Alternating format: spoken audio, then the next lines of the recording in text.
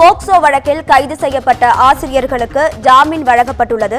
இது தொடர்பான கூடுதல் தகவல்களை தருவதற்காக நமது செய்தியாளர் சிவகுமார் இணைப்பில் இருக்கிறார். வணக்கம் சிவகுமார், உங்க தகவல்களை சொல்லுங்க.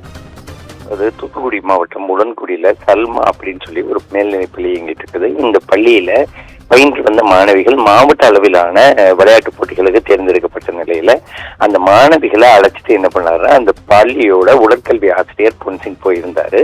முதல் நாள் போட்டிகள்ல வெற்றி பெற்ற நிலையில இறுதி போட்டியாக மறுநாள், அதாவது ஒரு நாள் விட்டு மறுநாள் நடைபெறக்கூடிய போட்டியப்போ அங்க ஒரு அறை எடுத்து தங்கி இருக்கிறாங்க. இதுல கூட தங்கி இருந்த அதாவது தன்னை நம்பி வந்திருந்த மாணவிகளுக்கு மது கொடுத்து அந்த பெண்களை பாலியல் பலாத்காரம் செஞ்சதா சொல்லி கூறப்படுற ஒரு சூழ்நிலையில இந்த பிரச்சனை தமிழகம் முழுவதும் ஒரு பெரிய அளவு விவகாரம், அந்த பெரிய அளவுல ஒரு புலகரமா வெடிச்சது.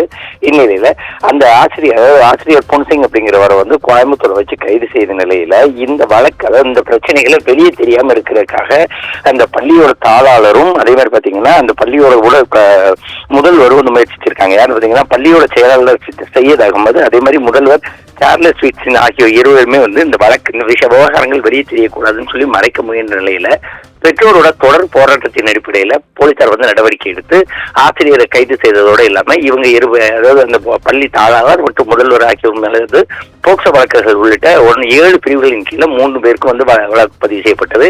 இதுல ஆசிரியர் பொன்சிங் மட்டும் ஜெயிலில் அடைக்கப்பட்ட நிலையில பள்ளியோட செயலாளர் முகமது சையத் அகமது, அதே மாதிரி பாத்தீங்கன்னா முதல்வர் சார்லஸ் ஸ்வீட்லின் ஆகிய இருவருக்குமே திடீர்னு சொல்லி நெஞ்சு வெளியே வந்துச்சு அப்படின்னு சொல்லி அவங்க திருச்செந்தூர் அரசு மருத்துவமனையில அனுமதிக்கப்பட்டாங்க. இதுல பாத்தீங்கன்னா தூத்துக்குடி மாவட்ட நீதிமன்றம் என்ன பண்ணிருக்குன்னா, இந்த பள்ளியோட செயலாளர் சையத் அகமது, முதல்வர் சார்லஸ் ஸ்வீட்லின் ஆகிய இருவருக்குமே போக்சோ வழக்குல இருந்து அவங்களுக்கு தற்போது ஜாமீன் வழங்கி இருக்குது. மாணவிகளை பாலியல் வன்முறையில ஈடுபடுத்தப்பட்டதா கூறப்பட்ட நிலையில இதற்கு உடன் இருந்து அதே மாதிரி பாத்தீங்கன்னா இந்த விவகாரங்கள் வெளியே தெரியாம மறைக்க முயன்ற நிலையில நேற்று கைது செய்யப்பட்டு இன்று அவங்களுக்கு ஜாமீன் வழங்கப்பட்டிருக்கிறது. இங்க ஒரு கடும் சலசலப்பை ஏற்படுத்திக்கிறது. கார்த்திகா, உங்க தகவல்களுக்கு நன்றி சிவகுமார்.